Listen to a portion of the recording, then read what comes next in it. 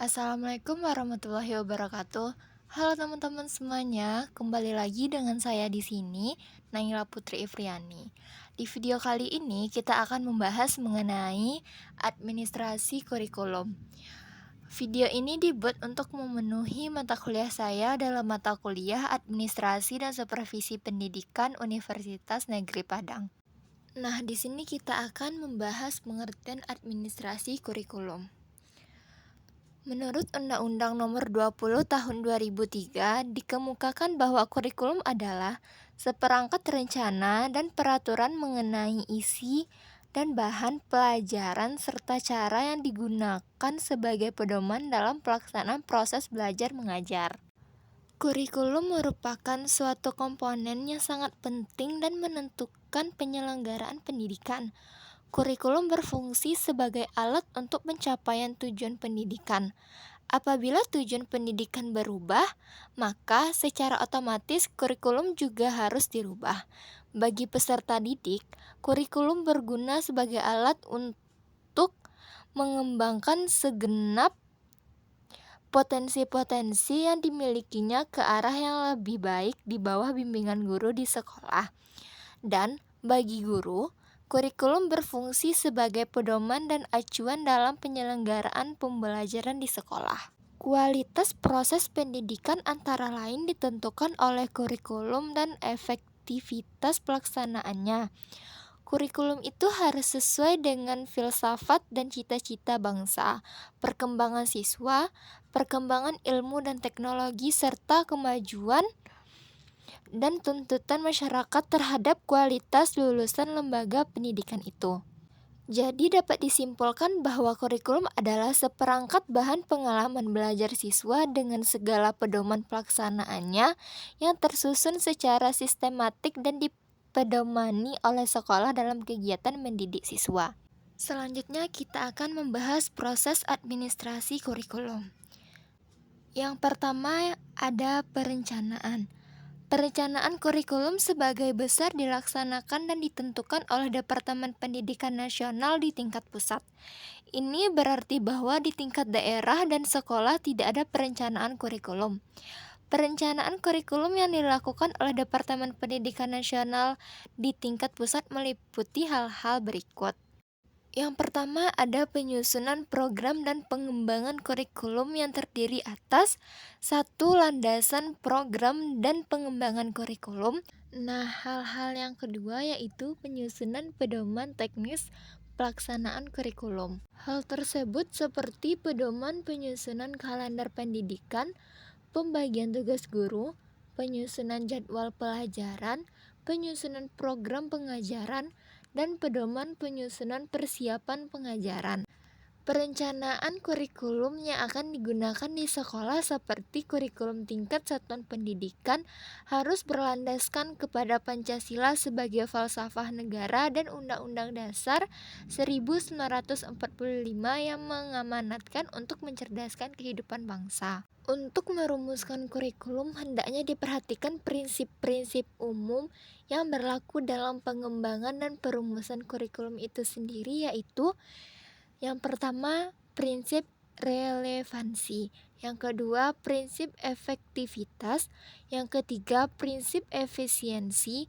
Yang keempat, prinsip kontinuitas. Dan yang kelima, prinsip fleksibilitas. Di samping itu, perencanaan kurikulum yang dilakukan di tingkat daerah juga meliputi penyusunan rencana pelaksanaan kurikulum seperti penyusunan kalender pendidikan untuk setiap tahun ajar pada masing-masing daerah. Penyusunan kalender pendidikan dimaksudkan agar terdapat pembakuan pelaksanaan kegiatan di sekolah, sehingga setiap kepala sekolah dapat mengadakan perencanaan dan pengaturan secara cermat terhadap kegiatan di sekolah yang dipimpinnya. Kalender pendidikan antara lain berisikan 1. Permulaan tahun ajar, 2. Penerimaan siswa baru dan persiapan tahun ajaran baru, 3. Kegiatan pada hari-hari pertama masuk sekolah, 4.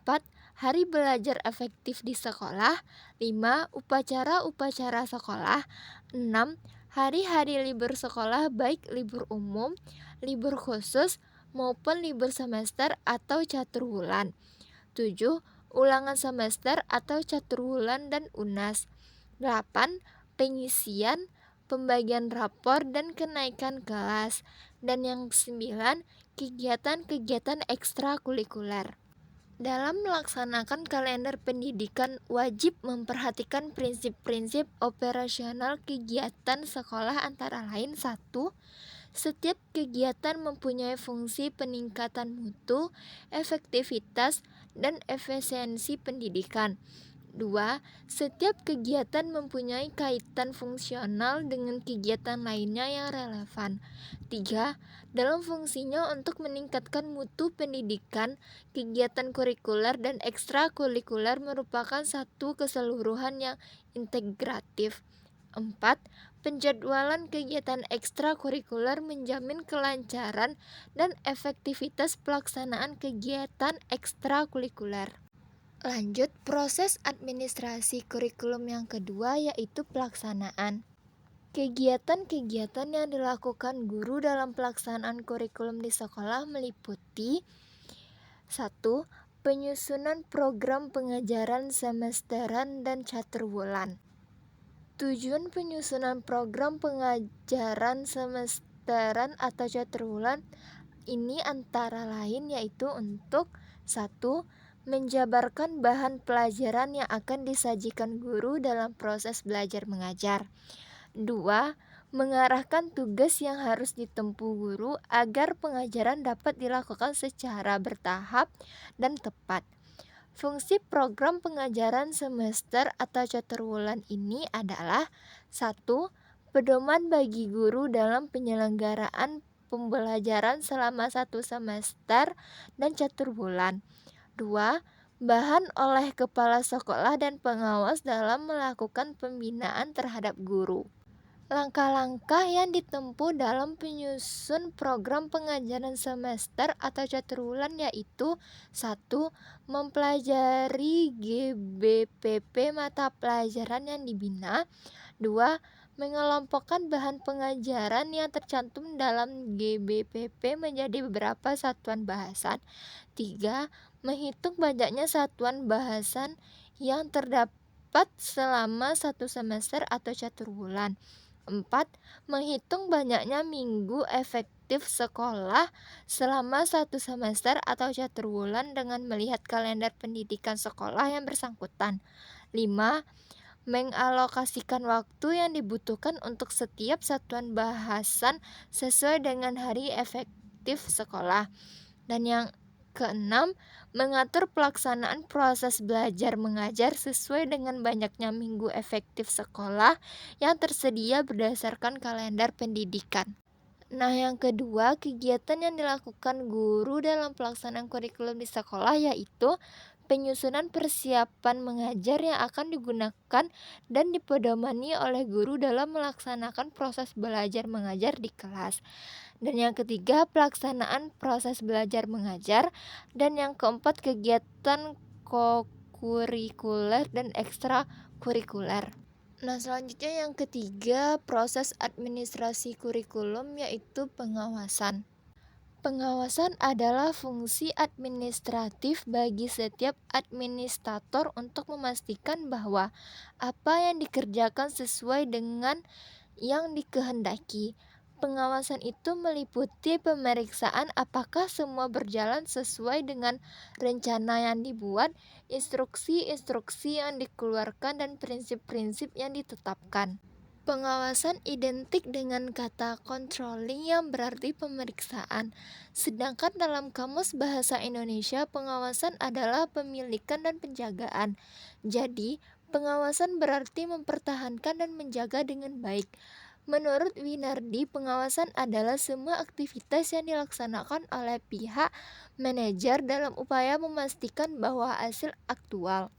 Menurut Simbolon, pengawasan bertujuan agar hasil pelaksanaan pekerjaan diperoleh secara berdaya guna, efisien, dan berhasil guna efektif sesuai dengan rencana yang telah ditentukan sebelumnya. Simbolon mengemukakan bahwa fungsi dan pengawasan yaitu yang pertama, mempertebal rasa dan tanggung jawab terhadap pejabat yang diserahi tugas dan wewenang dalam pelaksanaan pekerjaan. 2. Mendidik para pejabat agar mereka melaksanakan pekerjaan sesuai dengan prosedur yang ditentukan. 3. Mencegah terjadinya penyimpangan, penyelewangan, kelalaian, dan kelemahan agar tidak terjadi kerugian yang tidak diinginkan. Dan yang keempat, untuk memperbaiki kesalahan dan penyelewangan agar pelaksanaan pekerjaan tidak mengalami hambatan dan pemborosan. Nah, proses administrasi kurikulum yang terakhir yaitu evaluasi. Evaluasi terdiri dari evaluasi hasil belajar dan evaluasi program pengajaran.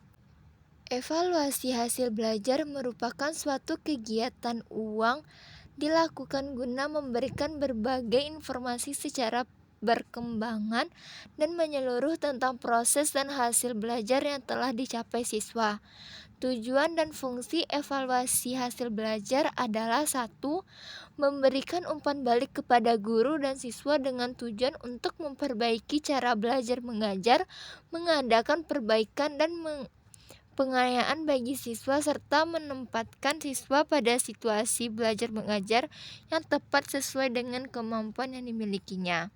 Yang kedua, memberikan informasi kepada siswa tentang tingkat keberhasilannya dalam belajar dengan tujuan untuk memperbaiki, mendalami, atau memperluas pelajaran.